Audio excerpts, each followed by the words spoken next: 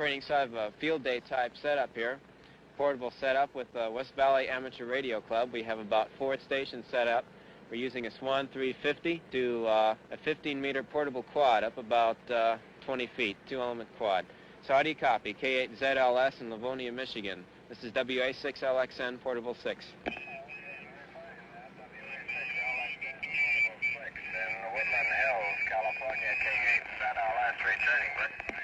CPT to CPT Mobile. During a real emergency, the hours of preparation pay off, and amateur organizations like RACES, Radio Amateur Civil Emergency Service, really do a job. CPT clear. All right, Zyder, get your units. I will set up the evacuation command post. Right. Bill, send Baker Easy 66.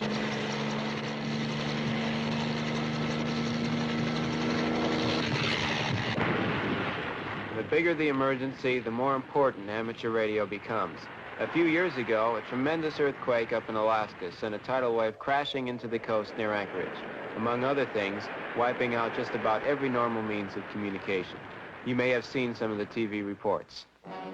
The most awesome force to hit North America in the 20th century, hitting Anchorage at 5:36 p.m. just after the close of business. At 5:47, the first mobile units of the Radio Amateur Civil Emergency Service swing into action, ready to provide immediate communications. This is downtown Anchorage. The airport control tower. The story is repeated in Seward and Kodiak.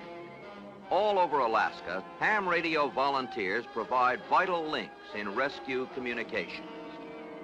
Portable equipment is gathered into makeshift message centers to find the missing and speed help to where it's needed in the aftermath of the worst disaster in Alaskan history. This is Bill Leonard reporting. Hey, Charlene, what are you doing this summer? Well, Dave, I haven't been doing very much. I've been doing a little volunteer work at the Braille Institute.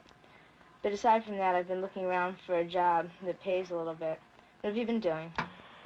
Yeah, I guess, Charlene, it's really the paying job that counts. And, well, I've got a 9-to-5 work day here. I want to get as much as I can in this summer, so I'll have enough throughout the school year there. Go ahead. Break.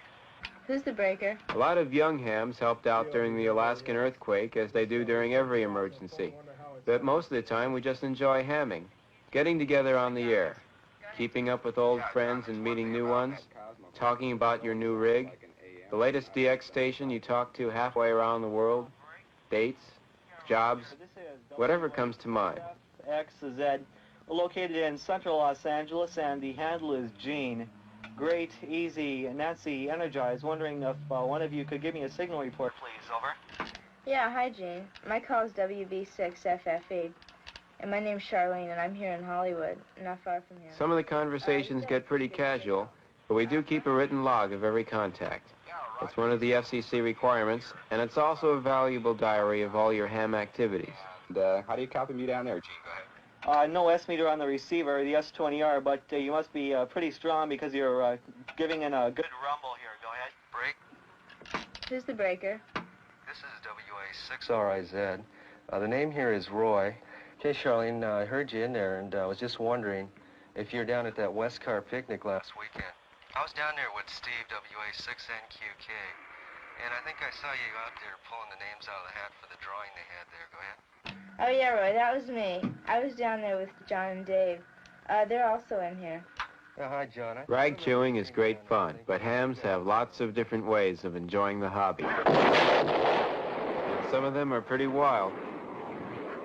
Hams don't build rockets, at least not this big, but they did build this satellite, Oscar, short for Orbiting Satellite Carrying Amateur Radio, mainly to see if they could do it.